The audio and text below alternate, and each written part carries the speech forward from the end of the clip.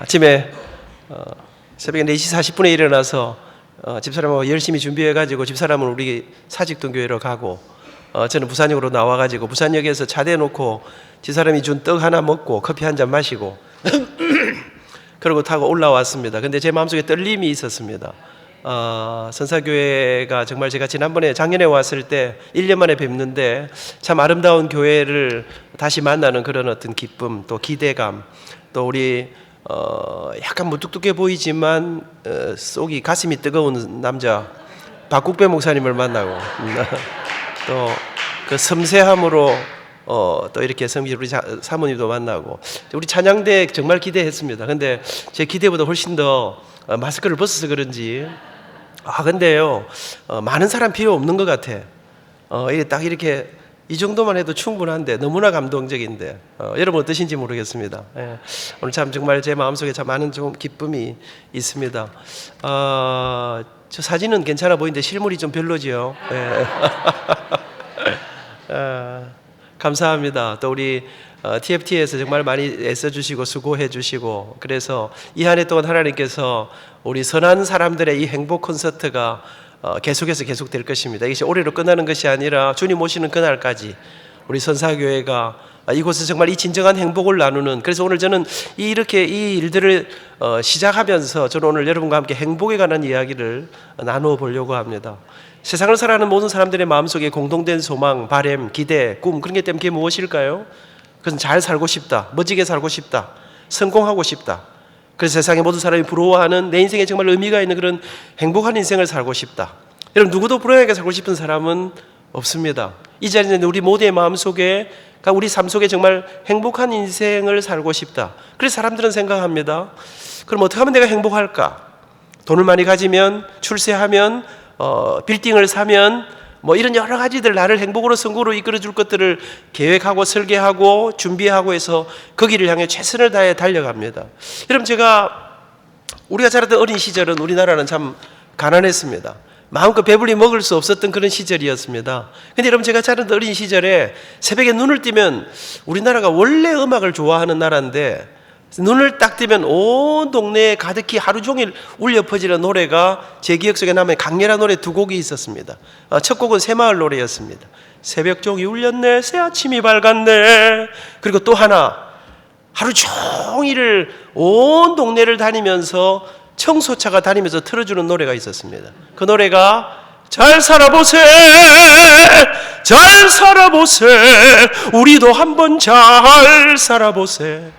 가난하고 어려웠던 그 시절 우리 부모님 세대는 그랬습니다. 그래, 우리 아이들 제대로 먹이고 제대로 입히고, 여러분 시골 마을에서 하나 혹 둘 아니면 한 면에서 하나 둘 서울로 지방으로 대학 가던 그 시절에 내 아이 제대로 공부만 시킬 수 있다면 그때는 좋은 날이 안 오겠나.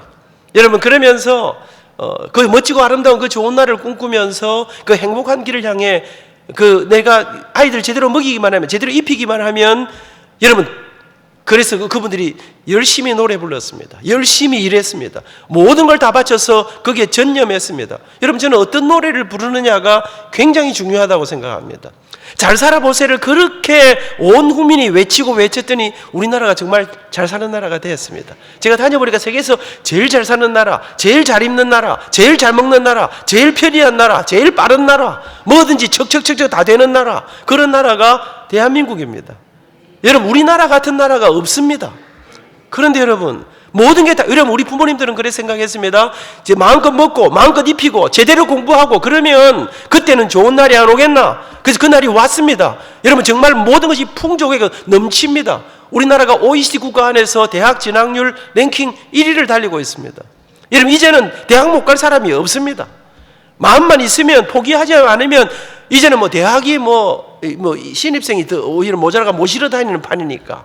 여러분 그런 날이 오면 진짜 좋은 날이 올 거라고 생각했습니다. 근데 여러분 이게 웬일입니까? 그 모든 게 다 이루어졌는데 우리나라가 작년 1년 동안 12,000명이 자살했습니다. 우리나라가 OECD 국가 안에서 자살률 랭킹 1위를 달리고 있습니다. 여러분 그렇게 가난하던 시절, 먹고 살 데거리가 없던 그 시절에 우리나라 사람들 그렇게 많이 안 죽었습니다. 근데 여러분 정말 가난하고 힘들고 어려워서 자살하는 사람, 그러면 절대 안 되지만 이해는 할 수 있을 것 같습니다.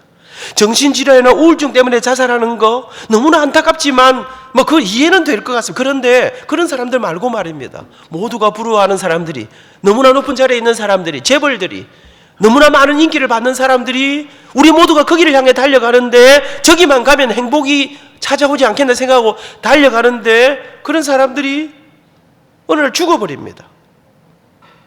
자살률이 랭킹 1위입니다. 이혼율이 랭킹 1위입니다. 젊은이들이 우리나라를 헬조선이라, 지옥 같은 나라라, 옛날에는 가난했지만 정이 풋풋하게 넘쳤는데 요즘 왠지 나라가 살벌해진 것 같습니다. 여러분, 이게 웬일일까? 모두가 행복을, 성공을 꿈꾸는데, 돈은 많아졌는데, 모든 게 다 좋아진 것 같은데 왜 사람들은, 여러분, 행복을 향해 달려가는 사람은 많은데 나는 진짜 행복하다, 나는 돈이 많아서 너무나 멋진 인생이다, 이런 사람이 많지 않은 것 같습니다. 여러분, 저도 지난번에 제가 왔을 때 기억하시는지 모르겠어요. 저는 가난하게 자랐습니다. 어려웠습니다. 25에 장가 갔습니다. 돈 500만 원 융전해서 결혼했습니다. 허리띠를 동이고 방 한 칸만 더 있으면, 이 전세방만 벗어나면, 우리 아이들 공부방 좀 마련해 줄 수 있다면, 우리 어머니 용돈 좀 넉넉하게 드릴 수 있다면 그때는 좋은 날이 안 오겠나 열심히 살았습니다. 허리띠를 동겨 이를 악물고 살았습니다. 근데 열심히 하니까 최선을 다해 달렸더니 조금씩 좋아지기 시작해요. 제가 오늘 올라오면서 오늘 말을 좀 천천히 해야 되겠다 이런 생각하고 왔습니다. 오늘 내가 흥분하지 않아야 되겠다 생각했는데 왜 또 갑자기 하다 보니까 또 이래 다시 정신을 차리고 다시 돌려고. 여러분, 제가 그렇게 열심히 달려오던 어느 날 조금씩 형편이 좋아지기 시작했습니다. 40이 넘어가면서 그래도 제 위치나 여러 가지가 약간씩 형편이 좋아지고 빚이 줄어가고 하던 어느 날 제가 문득 이상한 생각이 들었습니다. 이상하다. 모두가 행복을 향해, 성공을 향해 달려가는데 그럼 이쯤 되면 우리 선배들 가운데 저만치 서서 여기쯤 오면 행복이 있단다, 한 100억쯤 벌면 말이다, 근사한 아파트를 하나 사면 말이다, 높은 자리에 올라가면 말이다, 그때는 좋은 날이 온단다, 그러니까 돈을 조금만 더 벌렴, 조금만 더 출세하렴, 조금 더 넓은 집을 사렴, 이런 사람들이 많아야 될 텐데, 성공을 향해, 행복을 향해 달려가는 사람은 많은데, 돈 많은 사람은 많은데, 출세한 사람은 많은데, 인기를 얻은 사람들은 많은데 나는 진짜 행복하다, 이런 사람이 많지 않은 거예요. 왠지 세상이 더 각박해져 가고 살벌해져 가고 뭔가 모르게 어디까지쯤일까를 생각하는데 느낌이 이상했어요. 이 뭘까? 왜 사람들은 행복을 꿈꾸는데, 그렇게 많은 걸 가지려고 몸부림치는데 왜 행복하지 않을까 생각하던 어느 날 제 마음속에, 그렇다, 오늘 이 시대가 너무나 많은 수고, 너무나 많은 생각, 너무나 많은 고민을 하면서도 정작 가장 중요한 거 한 가지를 놓치고 있구나. 그게 무엇입니까? 저는 이런 생각했습니다. 어떻게 하면 성공할까를 생각하고 그 성공의 조건을 생각하면서도 정작 가장 중요한, 가장 본질적인 한 가지, 성공이 무엇일까는 생각하지 않는 거 아닐까? 행복을 꿈꾸고 행복하게 해줄 그 많은 조건들은 생각하고 이걸 갖기 위해서 최선을 다하지만 행복이 무엇인가는 생각하지 않는 거 아닐까? 여러분, 성공이 무엇일까요? 행복이 무엇인가요? 아이들이 많이 보는 동화책 가운데 요즘 이게 뮤지컬로도 나오고 여러 가지 많이 나오는데 그 이상한 나라의 앨리스라는 동화책이 있습니다. 루이스 캐럴이라고 하는 옥스퍼드 교수님이 쓰신 책인데 읽어보셨는지 모르겠습니다. 책 좀 보셔야 될 것 같습니다. 그 책에 보면 앨리스가 이상한 나라에 빠져들게 됩니다. 그리고 길을 찾아 헤맵니다. 여기가 어딜까? 그리고 한 길을 선택합니다. 근데 길을 찾아 도는데 아무리 돌아도 길이 나오지 않습니다. 돌다 보면 그 자리고 돌다 보면 그 자리고 하루 종일 뺑뺑이를 돌다가 앨리스는 그렇게 지쳐서 쓰러집니다. 아, 내가 이렇게 이상한 나라에 빠져서 죽게 되는구나. 그렇게 쓰러져 있는 앨리스 앞에 고양이 한 마리가 지나갑니다. 그 고양이의 이름은 채시어라는 고양이였습니다. 앨리스가 숨을 헐떡이면서 고양이에게 질문을 합니다. 채시어 캣, 내가 길을 잃어서 죽게 되었는데 내게 길을 좀 가르쳐 주지 않겠니? 내게 길 좀 가르쳐 다오. 그때 고양이가 그 질문에 답은 하지 않고 오히려 한마디의 질문을 던집니다. 근데 너 어디 가는 길을 찾니? 너 어디 가니? 그때 앨리스가 말합니다. 어디 가는지 모르지. 내가 알면 묻겠냐? 내가 죽게 된 게 빨리 내 길 좀 가르쳐 다오. 그때 고양이는 채셔 캣은 앨리스를 비웃듯이 바라보면서 한마디를 던지고 자기 길을 떠납니다. 너 어디 가는지 모르면 아무 데도 못 가. 여러분, 어디 가는지 모르면 아무 데도 못 가는 것입니다. 성공이 무엇인지 모른다면 어쩌면 우리가 그렇게 인생을 다 바쳐 열심히 노력하지만 최선을 다하지만 우리는 그 성공에 도달하지 못할지도 모르는 것입니다. 우리가 그렇게 행복을 꿈꾸지만 그 일을 위해 최선을 다하지만 우리가 행복이 무엇인지 모른다면 우리는 어쩌면 그 행복을, 이 땅에서 진정한 행복을 누리지 못하게 될지도 모르는 것입니다. 우리는 어디를 향해 그렇게 열심히 그렇게 있는 힘을 다해 달려가고 있는 걸까요? 여러분 가운데 지난번에 왔을 때는 좀 재밌더니 오늘 좀 심각하네. 조금 이제 화두를 한번 던져보는 것입니다. 여러분, 저는 오늘 여러분과 함께 어쩌면 우리가 너무나 분주하고 너무나 많은 생각, 너무나 많은 고민, 우리가 해결해야 될 너무나 많은 것 때문에 어쩌면 가장 중요한데, 어쩌면 가장 본질적인데, 반드시 고민해야 될 문제인데 어쩌면 놓치고 있는, 어쩌면 이 시대가 놓치고 있는 어떤 그런 본질적인 것들이 혹 있은 거 아닐까, 그런 것들에 대한 어떤 기본적인 고민들을 여러분과 함께 나눌 수 있기를 기대하면서 오늘 이 강의를 준비하고 여러분과 함께 말씀을 나누고 있습니다. 이 이야기를 좀 더 해보려고 합니다. 오늘 이 시대 우리가 가장 요즘에 정치, 경제 모든 걸 불러볼 때 오고 오는 세대마다 변함이 없습니다만 가장 큰 화두가 무엇일까요? 이시간 저는 그것이 돈이 아닌가 하는 생각을 갖습니다. 돈이 필요합니다. 돈이 많았으면 좋겠습니다. 돈이 없어서는 살기가 정말 어렵습니다. 여러분, 정말 좀 더 많은 돈을 벌고 좀 더 많이 해서, 정말 저도 돈이 많으면 하고 싶은 일이, 할 수 있는 일이 너무나 많은데, 근데 제가 살아보니까 돈 많이 버는 일은 절대로 쉬운 일이 아니더라고요. 돈을 많이 버는 일은, 교수를 하면서 떼돈을 벌었다, 그거 좀 문제가 있는 거 아니겠습니까? 제 봉급이 얼만데. 여러분, 그런데 저는 참 돈이 많이 필요하고, 정말 돈이 어제 우리 아들이 미국에서 와가지고 아버지가 하는 느헤미야 미니스트리를 후원한다면서 통장에 300만 원 보냈더라고요. 기분 좋더라고요. 아들이 그래, 그 돈이면 시골 교회 한두 교회 정도 가서 도와드릴 수 있겠다. 그러나 제일 필요한 곳에 내 아들이 공부하면서 피 같은 돈을 아버지한테 보냈는데, 여러분, 돈 주니까 기분이 좋아요. 내가 물론 지한테 주는 게 300만 원 받으면 이게 얼마나 비싼 돈인가 내가 알고 있습니다. 그런데 여러분, 우리 모두가 다 돈이 필요하고 돈이 많았으면 좋겠고, 정말 모두가 돈을 많이 벌고 싶어 합니다. 우리 정말 영성이 뛰어나신 하나님의 사람, 우리 박국배 목사님은 돈을 좋아하실까요? 안 좋아하실까요? 아마 좋아하실 겁니다. 박 목사님 정도 되면 돈 쓸 때가, 여러분, 제가 장로 아닙니까? 우리 사익동교회가 조금 규모가 있는 교회니까요. 연말 연시가 되면 전 세계에서 도와달라고, 후원해달라고 요청이 얼마나 많이 들어오는지, 돈이 많았으면 좋겠습니다. 돈을 많이 벌고 싶습니다. 그런데 돈 많이 버리는 절대로 쉬운 일이 아닙니다. 제가 최근에 조사를 해보니까 여기 아주 전문가들이 계셔서 말씀드리기 곤란하지만 책에 보니 나오는 이야기니까, 요즘은요 기업의 평균 수명을 계산하기가 어렵대요. 벤처가 생겼다 없어지는 게 너무 많아가지고 미국의 500대 기업 정도 되는 그런 기업들도요 20년이 채 안 되더라고요. 그러니까 정말 생겼다가 없어지는 기업들이 너무 많고, 돈 많이 버는 것도 그렇지만 50년, 100년 이렇게 자손들이 물려주는 이런 기업을 이루는 것은 정말로 쉽지 않아요. 그런데 조사를 해보니까 그럼에도 불구하고, 돈 벌기가 너무 어렵고 너무 힘듦에도 불구하고 보니까 100년이 넘도록 계속된 기업도 없지 않더라고요. 거기다가 돈도 많이 못 번 게 아니라 100년이 넘도록 계속되면서 돈도 정말 많이 번 기업이었어요. 거기다가 일반적으로 역사가 오래된 기업들을 보면, 우리나라의 대기업들도 그렇습니다. 이제 우리나라도 100년 기업들이 좀 생기기 시작했는데요, 기업들이 보면 하다가 나쁜 짓 하고 이상한 짓 하고 좀 편법을 쓰고 하다가 욕먹고 이렇게 하던 흑역사들이 좀 없지 않습니다만은 100년이 넘도록 계속되고 돈도 많이 벌고 거기다가 아주 존경받는 이런 기업들이 있더라고요. 이런 기업들을 학자들은 영속하는 성공기업이라 이렇게 이름 지었습니다. 이런 기업들이 어디에 있습니까? 주로 이 기업의 역사가 긴 미국이나 유럽 쪽에 많이 있습니다. 어떤 회사가 있습니까? 3M 들어보셨습니까?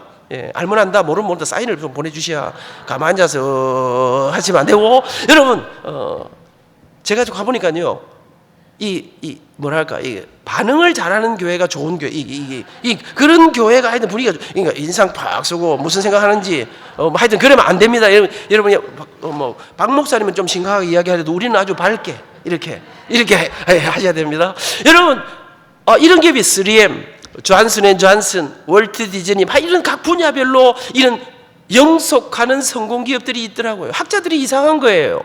아니, 돈 벌기가 얼마나 어려운데 어떻게 이렇게 100년이 넘도록 계속되고, 거기가 돈도 많이 벌고, 거기다가 존경까지 받는 기업, 그 비결이 무엇일까를 조사를 해보았습니다. 그 중에 한 회사를 제가 오늘 예를 들어 드리려고 합니다. 제가 2001년, 2002년 미국에 교환교수로 다녀왔습니다. 한국에서 너무나 분주하게 살다가 어느 날 참 이게 하나님 저는 인도하심이라고 생각하는데요, 나중에 보니까 제가 퇴임을 해보니까요, 옛날에 안 보이던 게 우리 큰 형님들 계신데, 그때는 하나님 왜 내 길을 막으십니까? 왜 내 길을 안 열어주십니까? 했는데 제가 퇴임을 딱 하고 보니까, 그때 길을 막으신 게 아니구나. 내가 잘못된 길로 가고 제가 이 길로 하나님이 나를 너 보이는데, 여러분, 제가 어느 날 계속해서 하나님께서 네 공부도 열심히 안 했는데 네가 하여튼 너무 일만 많이 하는 거 아이가, 공부 좀 해라. 그래서 제가 확 적고 그 모든 걸 내려놓고 미국으로 교환교수로 연구 좀 해볼까 하고 갔습니다. 한국에서 너무 분주하게 살다가, 근데 교환교수가 사실 딱히 뭐 크게 하는 게 없습니다. 그래 가서 이제 가서 좀 여유가 있는데, 여러분, 사람이 갑자기 너무 분주하게 살다가 딱 쉬면 아프더라고요. 저는 몸살 이런 거 잘 하지 않습니다. 그런데 딱 갔는데 머리가 아프고 열이 나는데, 여러분 아시죠? 미국은 병원 가는 게 비싸지 않습니까? 의료보험 비싸고 하여튼 그렇지 않습니까? 그 약간 제가 이 의자가 생각하다가 집사님 댁에 전화를 했습니다. 집사님, 제가 몸살이 왔는데 머리가 아프고 열이 나는데 이거 병원을 가려니까 그렇고 하여튼 이거 어찌해야 될까 했더니, 아이고, 감기 몸살 갖고 무슨 병원을 가냐고, 슈퍼마켓 가면 되지. 슈퍼 가서 어쩝니까 했더니, 미국 그때 가보니까 지금도 그렇습니다만은 처방전이 필요 없는 많은 약들을 슈퍼에서 파더라고요. 그러면서 가서 타이레놀을 사서 먹으라는 거예요. 그래서 집사람이 달려가서 사왔습니다. 먹었습니다. 금세 나았습니다. 한 2달쯤 지났는데 또 몸살이 와서 살갗이 아픈데 증세가 약간 달랐습니다. 또 전화했습니다. 집사님, 제가 살갗이 아프고 아픈데 했더니, 아니, 지난번에 산 그 타이레놀 다 드셨어요? 아니, 증세가 좀 다른데 먹어보라는 거예요. 먹었습니다. 금세 나았습니다.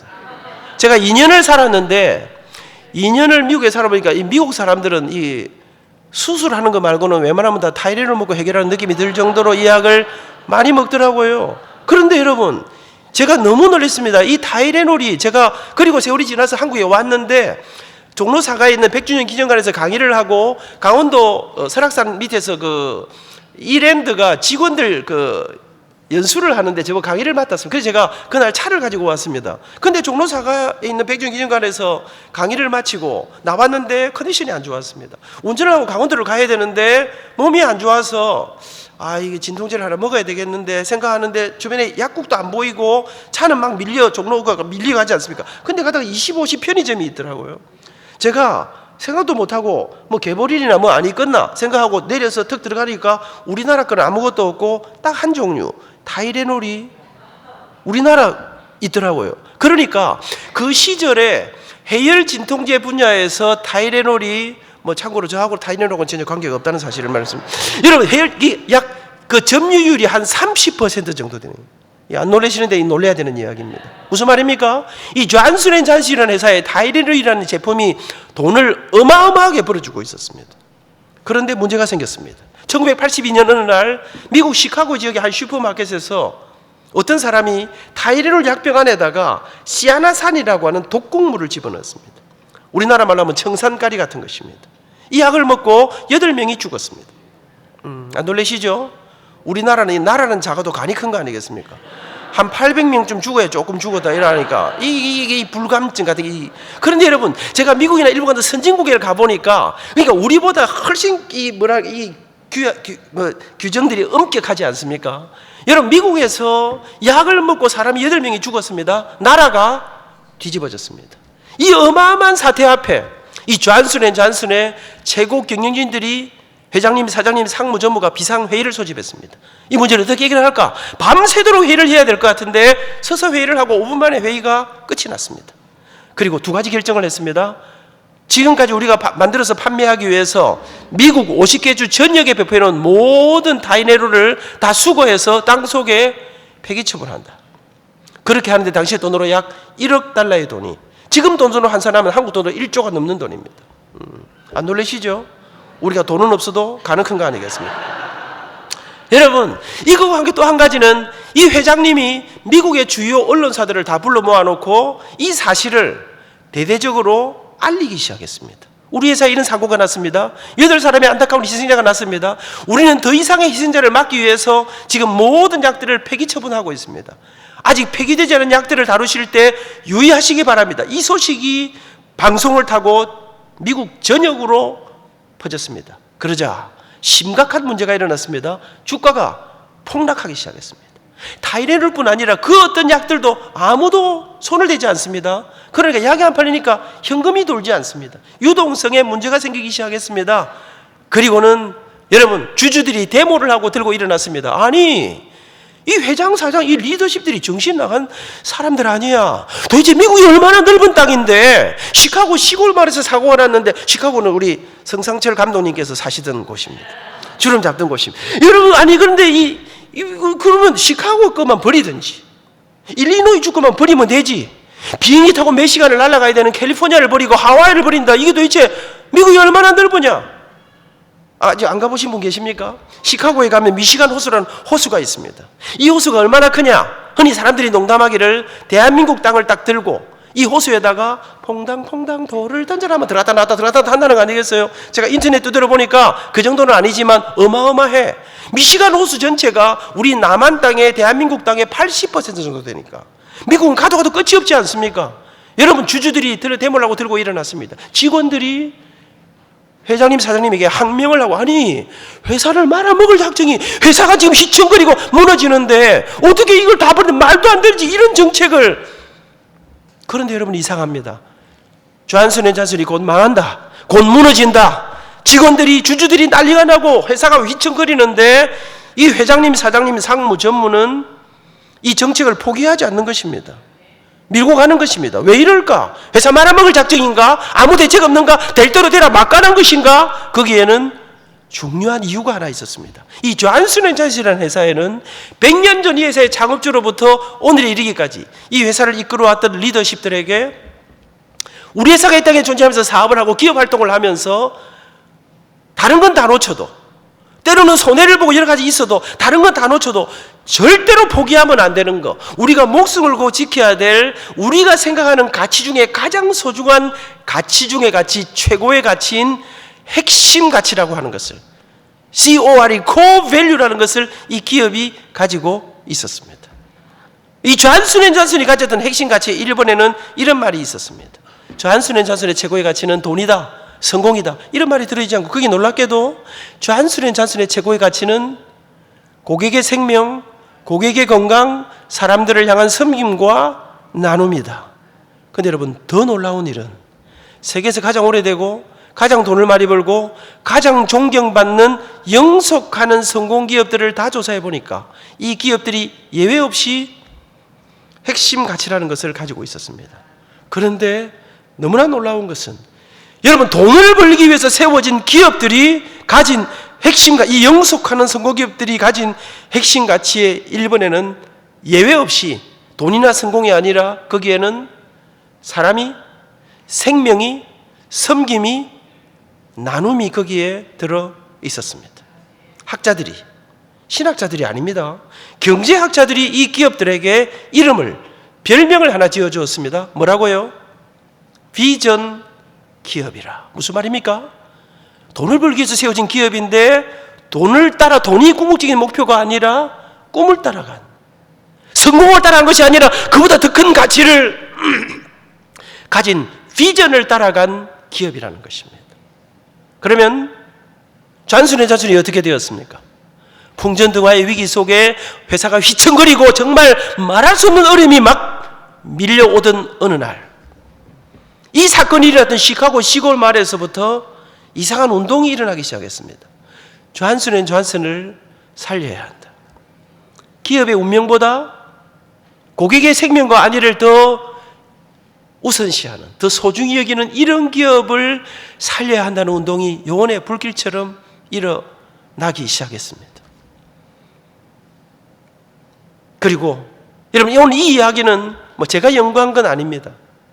성공하는 기업들의 8가지 습관이라는 책에 나오는 샘플 중에 하나입니다.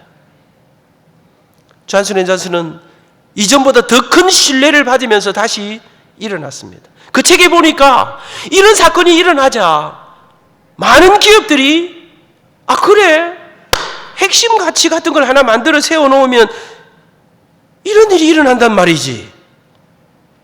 그리고는 많은 기업들이 이걸 만들기 시작했습니다. 그 책에 보니까 이 존슨 앤 존슨의 비교 기업으로 이걸 만들어 놓았는데 존슨 앤 존슨은 회사의 운명을 걸고 우리 그 자신들이 만든 핵심 가치에 자기들의 전부를 걸었습니다. 그런데 똑같이 필적할 만한 지금도 여전히 세계적인 기업인 브리스톨 마이어라고 하는 기업은 만들어 놓고 이런 문제가 일어났을 때 덮었습니다. 실천하지 않았습니다. 이 기업과 비교 기업을 대상으로 만들어 놓았습니다. 여러분, 놀랍게도 이 경제학자들이 말입니다, 이 핵심 가치를 만들어 놓고 거기에 목숨을 걸고 미래를 걸었던 기업에서는 이런 일들이 일어나는데, 이걸 만들어만 놓고 실천하지 않는 기업에서는 아무 일도 일어나지, 이게 경제책에 나오는 이야기입니다. 일어나지 않았다는 것입니다. 그 책은 이런 메시지를, 돈은 우리가 붙잡으러 달려가는 것이 아니라, 성공은 우리가 달려가서 쟁취하는 것이 아니라, 돈은, 성공은 따라오는 것이라는 것입니다.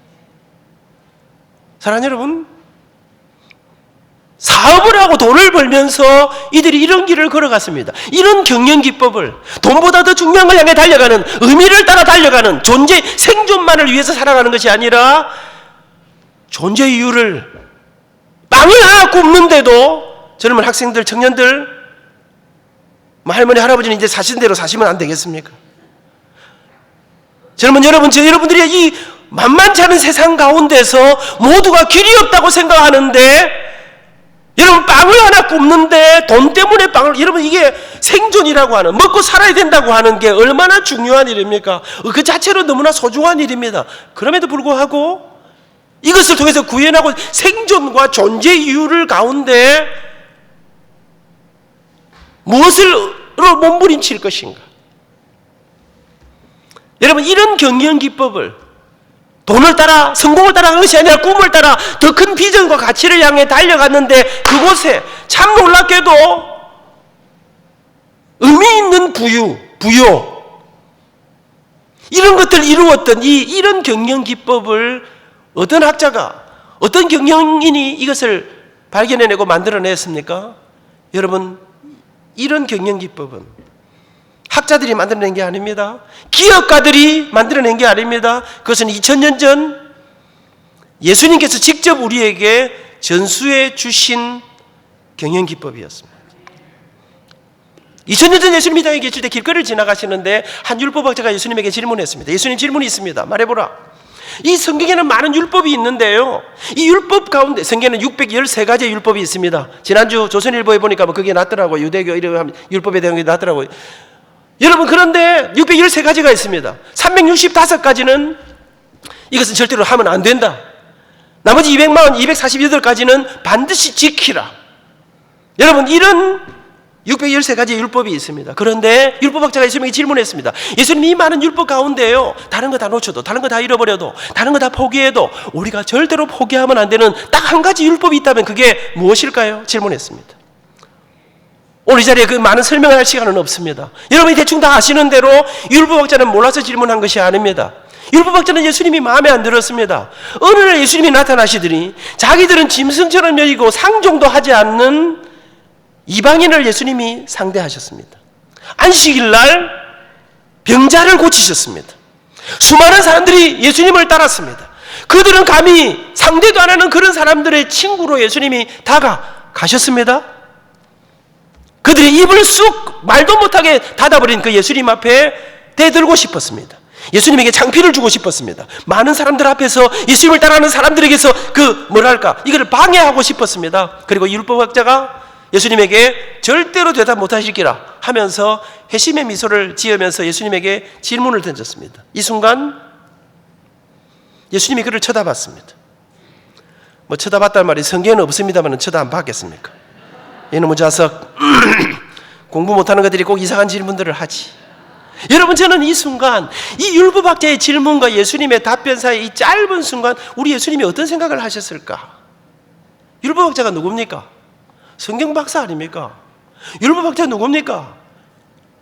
심심하면 교회 빠지는 그런 사람이 아니고, 안식일을 절대로 빼먹지 않고, 11조 잘하고, 기도 시간 잘하고, 출석 잘하고, 열심히 오는 그런 사람 아닙니까? 제가 딱 보니까 너하고 비슷한 사람이라. 제가 신앙 좋아 보이지 않습니까? 여러분, 그런데 그를 향해 네가 이것도 잘하고 저것도 잘하고 네가 너무 열심히 하고 네가 그래 모든 거 잘하는데 그러면서 예수님께서 그에게 그를 바라보시면서 한마디를 던지십니다. 네가 그 많은 거 잘하고 있는데 네가 붙잡아야 될 딱 한 가지, 진짜 중요한 거 하나를 네가 놓치고 있구나. 그러시면서 예수님이 하신 말씀이 오늘 읽었던 본문입니다. 네가 붙잡아야 될 한 가지 율법, 그것은 내 마음을 다하고 목숨을 다하고 뜻을 다하여 주 너의 하나님을 사랑하라. 이것이 크고 첫째 되는 계명이요 둘째도 그와 같으니 내 이웃을 내 자신같이 사랑하라. 이 두 계명이 모든 율법과 선지자의 강령이다. 우리 예수님 말씀하십니다. 여러분, 이 성경 전체, 율법 전체를, 주님이 말씀하신 이 전체를 딱 한마디로 네가 붙잡아야 되는 한 가지가 있다면 그것이 사랑이다. 이 사랑에 두 가지가 있는데 1번은 하나님 사랑, 2번은 이웃 사랑, 생명 사랑. 이건 안민교수 이야기가 아닙니다. 이것은 예수님의 말씀입니다. 여러분, 진정한 성공을 꿈꾸십니까? 진정한 행복을 꿈꾸십니까? 그렇다면 우리 예수님은 말씀하십니다. 네가 붙들어야 될 딱 한 가지가 있다. 그것이 사랑이다. 그 사랑에 두 가지가 담겨 있는데 1번은 하나님 사랑, 2번은 이웃 사랑이다. 여러분, 제가 로마서 13장 10절에 보니까 와, 놀랍게도요, 사랑은 모든 율법의 완성이다. 여러분, 저는 오늘 이 두 가지로 제가 확실히 이 선사교회 올 때, 서울 올 때마다 느끼는 것은 역시 서울은 시계가 빨리 간다. 부산보다 확실히 빨리 가는 것 같다, 이런 생각이 들어집니다. 사랑하는 여러분, 저는 이제 이 두 가지로 마무리 해보려고 합니다. 하나님 사랑, 이웃 사랑, 생명 사랑. 이 이야기를 하시면, 이 말씀을 드리면 많은 분들이 안장로님, 그 말 하려고 그렇게 난리를 치고 뭐 열심히 빨리 그건 모르는 사람이 어디 있습니까? 그거 내 주일학교 때 다 배운 거 아닙니까? 주일학교 때 내가 다 외운 구절 아닙니까? 그렇습니다, 여러분. 그거는 기본입니다. 예수님께서 그 모든 가운데 딱 한 가지를 말씀하시면서 가장 기본적인, 여러분, 제가 이렇게 떠들고 내일부터 제가 대구에 가서 3일 동안 집회를 해야 됩니다. 첫날 저녁에 노래를 불러야 됩니다. 여러분, 제가 이 끝나고 딱 나가면 제가 뭐 하는지 아십니까? 여기 마사지를 합니다. 그리고 발성 연습을 다시 합니다. 세계적인 노래를 부르는 것이 아니라 다시 발성을 합니다. 왜? 노래를 할 때는 소리를 여기서 위에서 내야 됩니다. 호흡을 깊이 내리고. 근데 제가 말을 빨리 하고 무리하면 힘이 안 들어가요. 여러분, 이 호흡의 힘으로 노래를, 삶의 작은 일에도 그 마음을 알기 원하네, 그 좁은 길로 가길 원해, 여기를 울리고 이 호흡에 받쳐야 되는데 말을 막 이렇게 흥분하고 이러면 이게 막 힘이 다른 데로 들어갑니다. 다시 기초로 돌아갑니다. 다시 발성을 하고 소리의 포인트가 떨어진 곳을 다시 위로 잡습니다. 여러분, 다시 기초를 잡고 가야 그 다음에 계속 이 컨디션을 유지해 나갈 수가 있습니다. 여러분, 세계적인 타이거 우즈가, 이런 골프가 잘 안 될 때 어디로 갑니까? 더 세게 두드리는 방법이 없나? 이래 가는 게 아닙니다.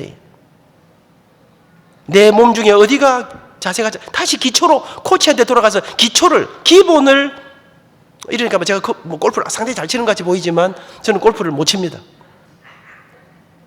이런 말 하대요. 여러분, 골프 못 치는 분들, 잘 치는 분들은 막 이런 이야기 이상하고, 보시면 골프 공을 우리가 딱 때렸습니다. 그러면 그 날아가는 공을 보고 싶겠습니까? 안 보고 싶겠습니까? 잘 모르시겠습니까? 보고 싶습니다. 그런데 제가 들으니까 이걸 빨리 들으면 안 된다 하잖아. 빨리 되면 공이 하여튼 그러니까 이게 뭐냐? 제가 이 세상에 모든 조승우가 마찬가지입니다. 세계에서 제일 오래 잘하는 사람들도 예언하면서 공연을 다니면서 항상 여러분, 어느 순간 중간중간에 반드시 보컬 코치한테 가서 내 기본과 기초를 했습니다. 사랑하는 여러분, 언제부턴가 교회가 왜 이렇게 주일은 빨리 나가노? 교회 올 때마다 죽겠다 이 말은 죽겠다 이 말입니다. 사랑하는 여러분, 와상되는 이 시간에 내가 내 하나님을 예배하다가 떨리는 가슴으로 이렇게 모두가 찬양대 찬양의 감격이 있다고 하는데, 학교가 예배하는데 어느새 내가 주일날 주일날 예배 와서 감격으로 이 가슴이 떨리는 감격이 사라진 지가 언젠가? 여러분, 주님을 예배하면 내가 울어본 적이 언젠가? 하늘 보좌 앞에 서 이 땅에 오셔서 십자가의 사랑으로 우리에게 오신 그 주님의 십자가의 사랑에 감격한 묵상하고 그 하나님의 십자가의 도연의 은혜에 깊이 묵상합니다. 존귀한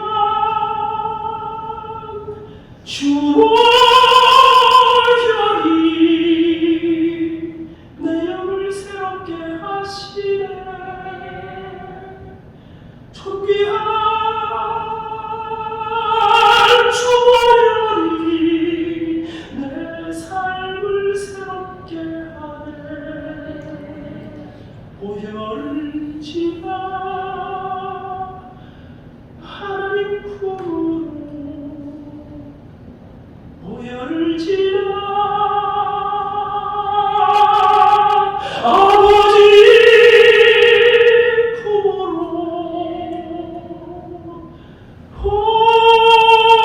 보혈을 지나 하나님 품으로 한 걸음씩 나가네. 여러분, 복된 거룩한 이 주일에 나와 노래는 막 잘하는 찬양대를 하는 기지 뭐. 여러분, 그 찬양대의 찬양과 함께한 우리 가슴에 여러분 이런 떨림들을 잃어버린 지가 오래됐다.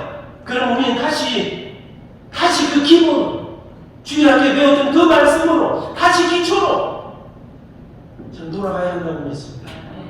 하나님 사랑, 이웃 사랑, 이 설명이 여기까지가 서론입니다.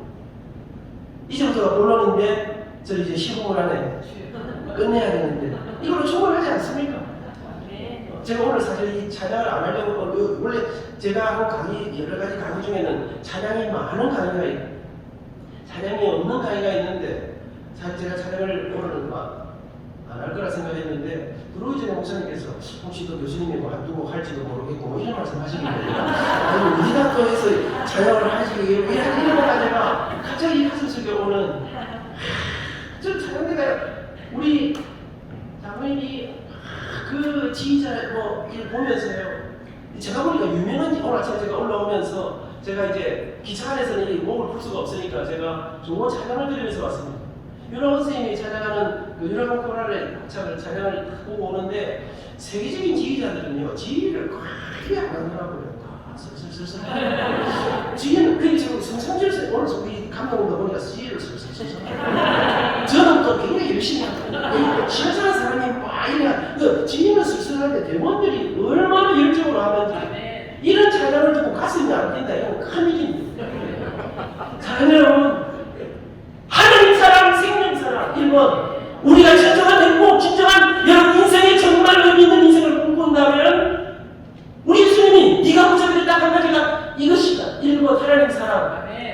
내 마음을 다하고 목숨을 다하고 뜻을 다하여 주 너의 하나님을 사랑하라. 이것이 크고 첫째되는 제명이다. 이게 무슨 말일까? 하나님 사랑 이게 뭘까? 저는 너무 설명할 수 없습니다. 시간도 없고 제가 시간도 없고 이 위대하신 하나님의 그 사랑을 설명할 수가 없는데 그건 제가 박국별 목사님에게 얘기만 전문가십니다.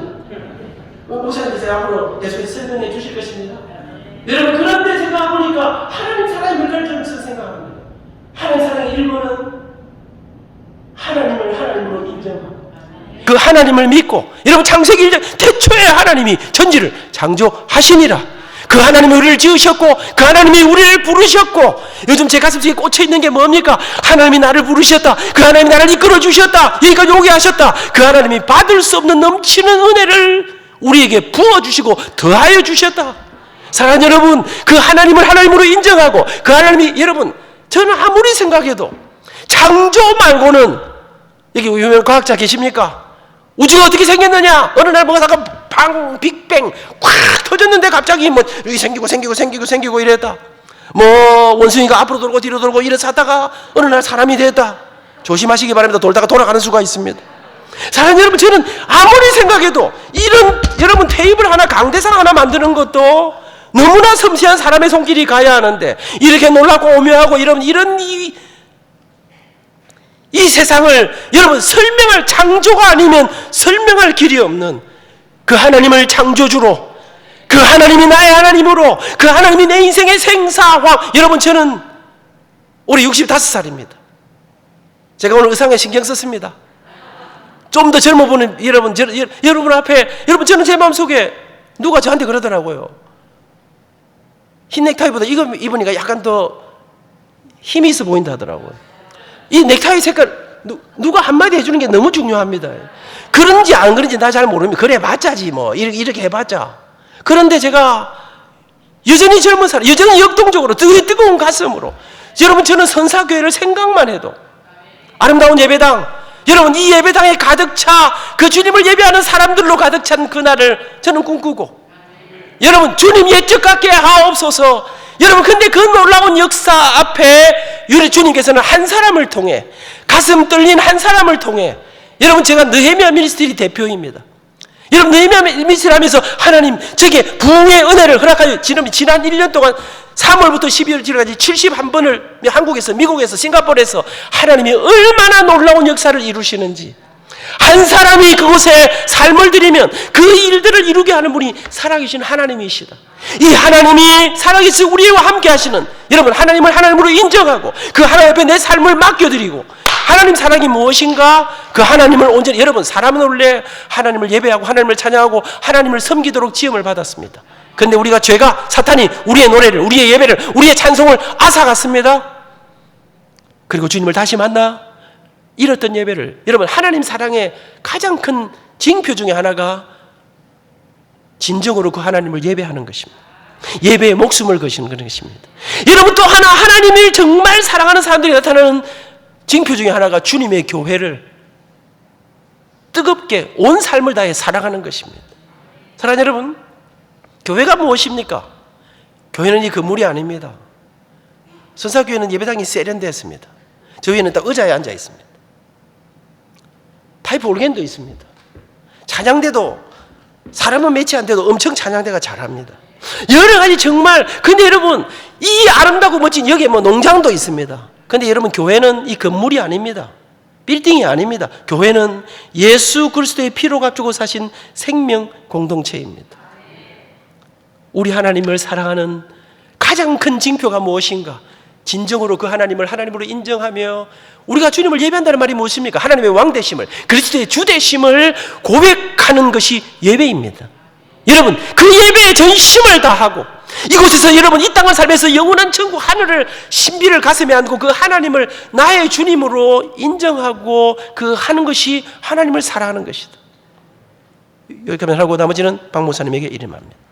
마지막으로 사람이 누군가를 좋아하면, 누군가를 사랑하면, 누군가에게 내 마음을 빼앗기면 내가 좋아하는 사람이 좋아하는 것에 내 마음이, 내 관심이, 내 헌신이 가도록 되어 있습니다. 하나님을 사랑하면 하나님이 제일 좋아하는 것에 하나님을 사랑하는 사람들의 마음이, 삶이 가도록 되어 있습니다.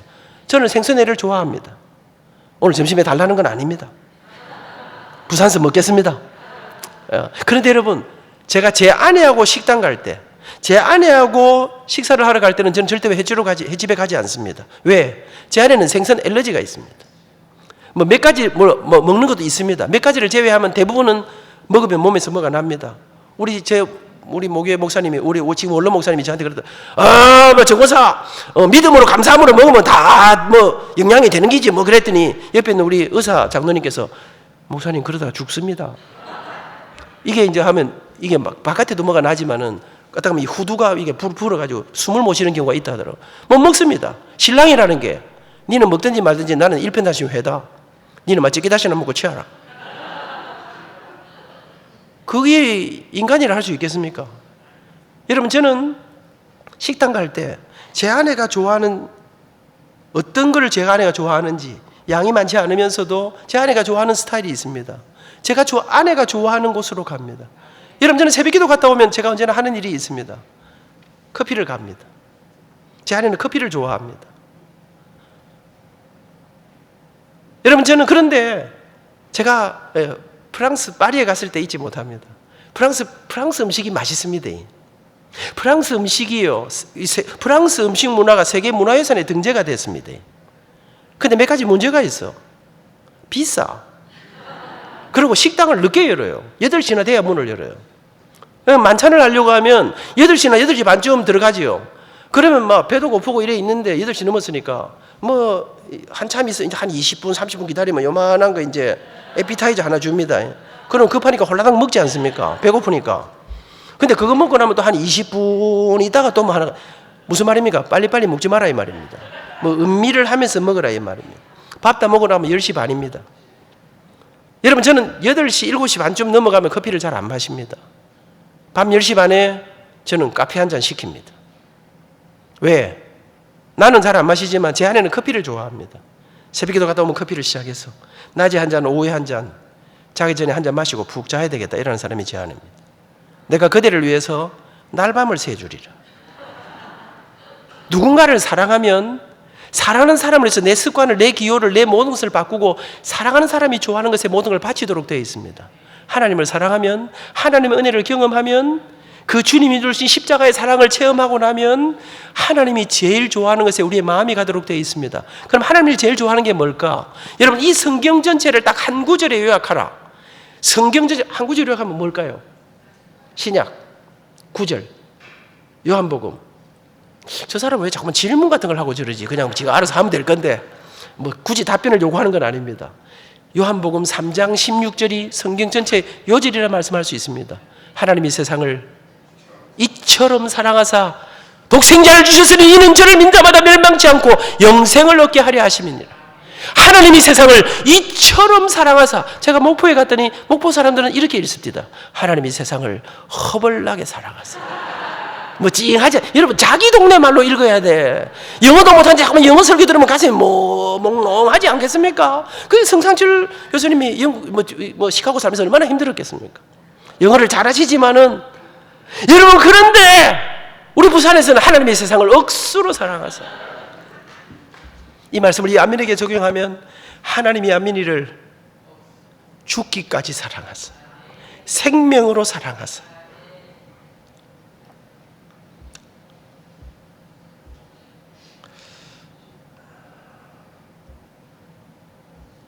사랑하는 여러분, 하나님을 사랑하면 그 주님이 아들을 내어주실 만큼 기꺼이 사랑하셨던, 가진 전부를 내어주실 만큼 사랑하셨던 사람을 향한, 이웃을 향한, 생명을 향한 우리 아버지의 마음이 우리 가슴에 들어오게 되는 것입니다. 하나님 사랑, 이웃 사랑, 저는 이것은 두 가지가 아니고 하나라고 생각합니다. 여러분, 하나님 사랑, 생명 사랑, 사람 사랑, 여기서 더 이상 이제 말씀드릴 시간이 많지 않습니다.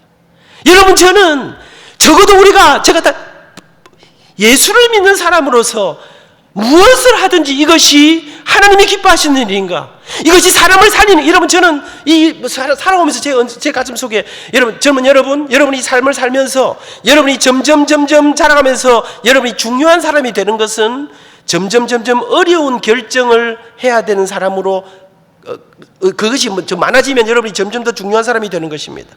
탑 리더십으로 올라갈수록 정말 고독한 결정들을 해야 합니다. 여러분, 저는 학교를 경영하고 지난 세월들을 이렇게 살아오면서, 여러분, 제가 어떤 정말 중요한 결정을 해야 될 때, 물론 여러분 이렇습니다. 이게 옳으냐 그러냐, 그러면 안 하면 되는 것입니다. 그런데 이럴 수도 있고 저럴 수도 있을 때, 저는 살리는 일이냐 죽이는 일이냐, 사람을 세우는 일이냐 넘어지게 하는, 무너뜨리는 일이냐, 여러분, 이웃 사랑, 생명 사랑. 여러분, 저는 이 일들을 가지고 부족하지만, 여러분, 제 인생 전체를 걸어오면서 어느 날 제가 주님의 은혜를 경험하고 그 하나님의 부르심을 경험하고, 그리고 나서 저는 일생에 이게 살리는 일이냐 죽이는 일이냐, 세우는 일이냐, 사람을 살리고 사람을 세우고 사람을 섬기는 일에 제 가진 전부를 쏟아부었습니다. 그랬는데 하나님은 제게, 저는 많은 걸 가진 사람이 아닙니다. 재능이나 지혜, 머리나 믿음이나 돈이나 이런 아무것도 없는 가운데, 여러분, 사람을 살리고 사람을 세우고 사람을 섬기는, 여러분, 이런 여러 가지 이론들을 알았던 것도 아닙니다. 그런데 예수를 믿는다면 주님의 은혜를 경험하고 나니까 교회를 통해, 여러분, 예배를 통해, 하나님의 말씀을 통해 제게 주신 것은 예수님이 궁극적으로 하시고자 했던 일은 사람을 살리고 사람을 세우고 사람을 향한 사랑, 이 주님의 은혜가 내 가슴 속에 임하면 이게 돈이 되느냐 안 되느냐를 넘어서는 생존과 존재 이유. 여러분, 총장을 하면서도 하나님은 말할 수 없는 기적들을, 제가 다음 기회에 오면 이런 여러 가지 이야기들을, 여러분, 너무나 놀랍게도 하나님 많은 기적들을 주셨습니다. 그런데 그 기적들이 무엇이냐? 생존과 존재, 먹고 살아야 되는, 이게 너무나 이런 정말 처절한 이런 문제 앞에서도, 그러나 나를 이 땅에 부르시 나를 보내시고 나를 부르신 그 주님의 하나님이 기뻐하시는 이 존재 이유를 증명하는 이 일로 갈 때 하나님은 그 속에 놀라운 기적의 은혜들을 쏟아부어 주셨습니다. 우리 선사교회는 이 한 해 동안 이제 선한 사람들의 행복 콘서트를 1년 동안 계속해 나갈 것입니다. 3월은 노래에 살고 사랑에 살고 여러분 아름다운 찬양과 메시지와 주님과의 그 스토리가 있는 사람들이 이곳에 올 것입니다. 이 일은 단순한 여러분 그냥 프로그램이 아닙니다. 이 전체 속에 우리 박 목사님과 사모님과 우리 오는 귀한 우리들의 이 주님을 향한 이 하나님 사랑, 사람 사랑, 이 사람들에게 이곳에 와 복음을 어떻게 전할 것인가? 여러분 저희들이 우리가 이 교회 사람들을 드리는 일들이 아니라 교회의 마지막 시대에 주신 이 놀랍고 위대한 여러분 진정한 핵심 가치를 알지 못하고 무엇이 우리를 영혼으로 인도하는지를 알지 못하는 사람들에게 이 복음을 어떻게 전할 것인가에 여러분 저는 이제 2월 달은 실험해 보는 것입니다. 여러분들에게 카톡으로 보내라고 다 드렸을 것입니다. 안민 그 사진에 보니까 괜찮지요. 여러분 나는 사실은 2월 달 이거는 여러분들에게 근데 이걸 앞으로 우리는 많은 사람들에게 하나님은 어떤 경우를 통해서 이분들에게 찾아가실지 모르는 것입니다. 이 생명의 복음을 전한 이 일들에 여러분들이 어떤 분이 찾아와도 편안하게 이곳에 함께 예배할 수 있는 그런 프로그램들이 이 한 해 동안 제공될 것입니다. 여기에 우리는 우리의 사랑하는 이웃들에게 여러분 적어도 하나님 사랑, 생명 사랑, 내 삶의 존재 이유 속에 여러분 적어도 이 생명의 복음과 함께 살아가는 이 일들 앞에 와 보라. 저는 이 놀라운 이 핵심 가치에 우리의 인생을 바칠 때 이 하나님 사랑, 생명 사랑 이거 하나 붙잡고 나아갈 때 여러분 저는 노래하는 사람으로 지금까지 노래하고 있습니다. 그런데 이 노래로 하나님은 너무나 놀랍게 사람을 살리는 일들을 하시는 것을 여러분 무엇을 가지고 계십니까? 그분들을 초대하고 이 놀라운 일들을 우리는 이제 다시 주님 앞에 이렇게 아름다운 우리 교회에 가진 우리 박 목사님의 이런 깊은 그 뜨거운 가슴 속에 있는 이런 마음들을 함께 우리 성도님들의 사랑을 함께 나누면서 우리가 받은 이 생명의 복음을 우리의 사랑하는 이웃들에게 나누는 이 일들을 향해서 여러분 저는 이 카피들을 제가 다 뽑았습니다. 여러분 3월달에 오는 이분들은 여러분 색소폰, CCM 가수 여러분 이분들이 다 각 분야에서 주님과의 놀라운 기적에 여러분 또 바리톤 임창한 이분들은 여러분 하나님이 그들의 길을 인도하시고 그들의 노래 여러분 적어도 이제 이 한 해 동안 오시는 모든 분들은 주님 앞에서 내가 어떻게 왜 부름을 받았는가 그 속에 자기의 주님과의 위대한 사랑의 이야기들이 담겨있는 사람들이 이곳에 올 것입니다. 수준이 우리나라 정상급에 있는 분들입니다. 저보다 다 잘하는 분입니다. 여러분 이분들 우리가 이 땅에 부름받은 이유는 하나님 사랑, 생명 사랑, 사람을 향한 아름다운 섬김의 마음으로 동역자로 이곳에 올 것입니다. 우리는 이 사랑을 우리 이웃들에게 전하고 믿지 않는 우리 가족들에게 전하고 그분들을 이곳으로 함께 와 이 생명의 소식, 하늘의 소식을 듣게 하는 저는 오늘 포론의 이야기들을 많이 못하고 이제 마지막 마무리를 하면서 두 사람을 소개하고 그 주님의 놀라운 이 은혜를 경험한 만난 사람과 만나지 못한 사람 두 분을 소개하고 말씀을 맺겠습니다. 제가 77학번입니다. 제가 자라던 1970년대에 우리가 가장 부러워했던 회사는 삼성이었고 지금도 마찬가지입니다만 또 그때 당시에 우리나라의 모든 분들이 가장 부러워했던 분이 삼성을 창업하신 이병철 회장님이십니다. 우리는 이병철 회장님을 이병철이라 하지 않고 돈병철이라고 불렀습니다. 그런데 여러분 천하를 호령하던 이병철 회장님 탁월하시고 영민하시고 그렇게 멋지게 살아가던 그분도 여러분 인생의 유한함 앞에서는 아무도 장사는 없었습니다. 1987년 이병철 회장님은 폐암으로 죽음을 맞이하게 됩니다. 77세로 그가 세계 최고의 의술로 마지막 생명을 연장하던 어느 날 병실에서 그는 비서에게 편지지를 가져오게 하고 우리나라의 유력한 성직자에게 편지를 한 통 쓰십니다.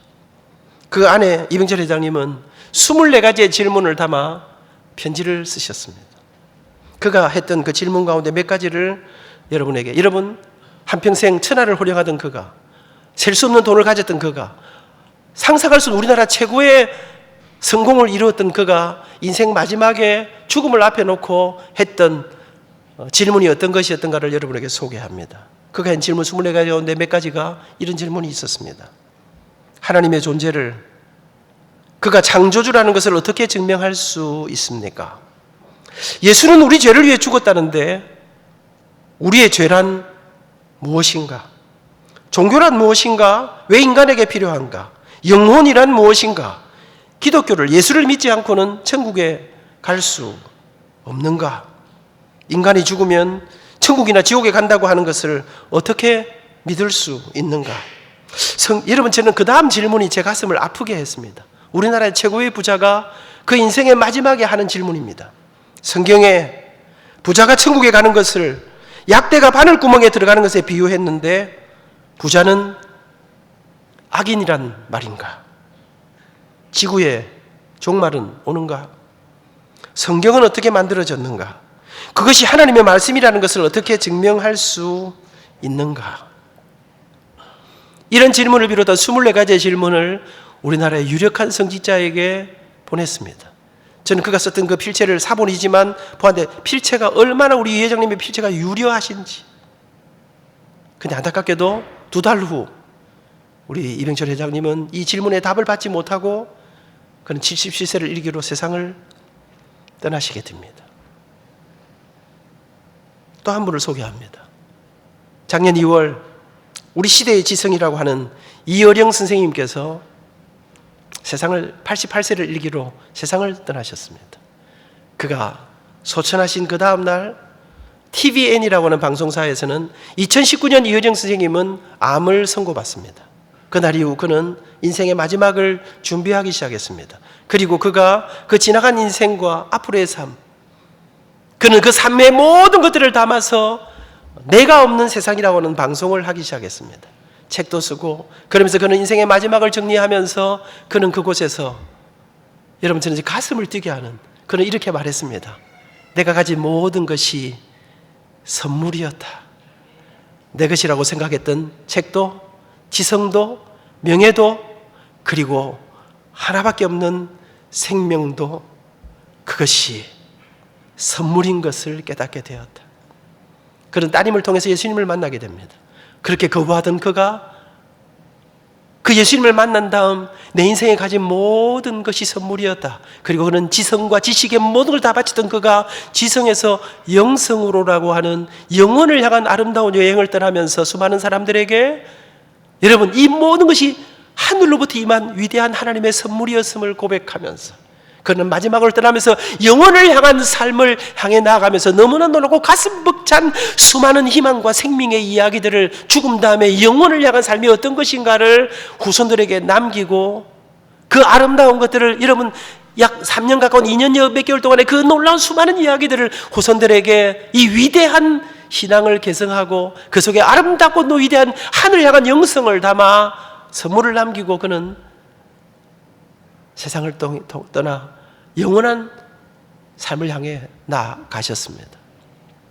사랑하는 선사의 성도 여러분, 여러분은 이병철 회장님이 하셨던 그 질문에 해답을 갖고 계십니까?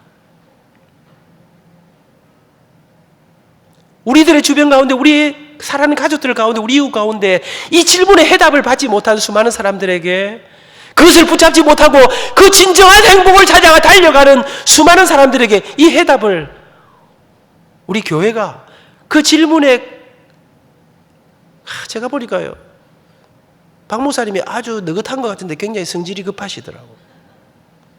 그 질문의 해답을 질문을 박 목사님에게 했다면 그 해답을 우리 교회가 이제 나누어주고 인생의 영원한 여러분 진정한 핵심 가치가 여러분 우리를 영원으로 인도하고 우리에게 진정한 행복을 쏟아주며 우리가 작은 촌부로 여러분 살아가면서도 우리 인생에 진정한 의미가 있는 여러분 저는 이 말씀이 가슴이 벅차요. 마이클 호튼이라는 사람이 그러더라고요. 탁월함이란 무엇인가? 탁월함이란 돈을 얼마나 벌고 뭘 이루고 이것이 아니라 탁월함이란 가치 있는 목표를 향해 살아낸 모든 평범한 일상. 여러분들이 주일을 맞아 예배자로 주님 앞으로 나아가는 그 걸음들이 영혼을 향한 탁월함이라고. 우리의 가진 이 마음의 사랑들을 이웃에게 전하는 이 작은 SNS로 보내는 이 하나가 탁월함이라고. 우리 삶의 의미를 마지막 주님 앞에서 물으실 때 주님, 우리가 부족하지만 대단한 걸 이루지 못했지만 주님 때문에 가슴 뛰고 그 주님 사랑하고 이 사랑을 우리 이웃들에게 전하면서 이 사랑을 주님을 이웃을 사랑하는 이 마음으로 살아왔습니다. 그것이 탁월한 인생이라고 말합니다. 사랑하는 선사교회 성도 여러분, 이 아름다운 여정 속에 먼저는 우리 속에 이 진정한 행복을 다시 회복하고, 하나님 사랑, 이웃 사랑의 1번은 저는 가족이라고 생각합니다. 대한민국의 남자들은요, 세상의 모든 여자들에게 친절하면서 자기 부인에게 친절하지 않습니다. 회개해야 된다고 생각합니다. 모든 사람들에게 온갖 상당히 세련된 말씀을 잘하면서 자기 부인에게 아주 무뚝뚝하게 합니다. 회개해야 된다고 생각합니다. 이웃 사랑의 1번이 사랑하는 가족들이라고 생각합니다. 그 다음에 저는 우리 성도들이라고 생각합니다. 우리 속에 이 진정한 사랑을 다시, 성질 들어본 박 집사를 이해하고, 박 씨들 저 모릅니다. 박국배 목사님 말고는 아무도 이름을 모릅니다. 사랑하는 여러분, 우리 속에 이 진정한 하나님 사랑, 이웃 사랑, 교회는 심플해야 된다고 생각합니다. 하나님이 기뻐하시는가? 사람을 살리는 일인가?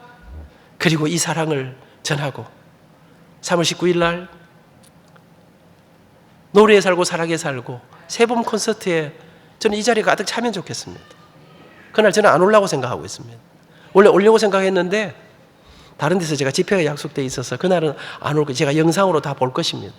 그런데 올지도 모릅니다. 사랑하는 여러분, 저는 근본 이 일에 우리가 먼저 행복하고 하나님 사랑, 생명 사랑, 그리고 그 주님이 이루시는 기적을 우리의 삶에 담는 이 한 해 하나님의 기적으로 가득한 복된 교회, 우리 복된 성도들, 우리 가정이 변하고 우리의 삶이 변하는 놀라운 역사가 있기를 축복합니다. 감사합니다.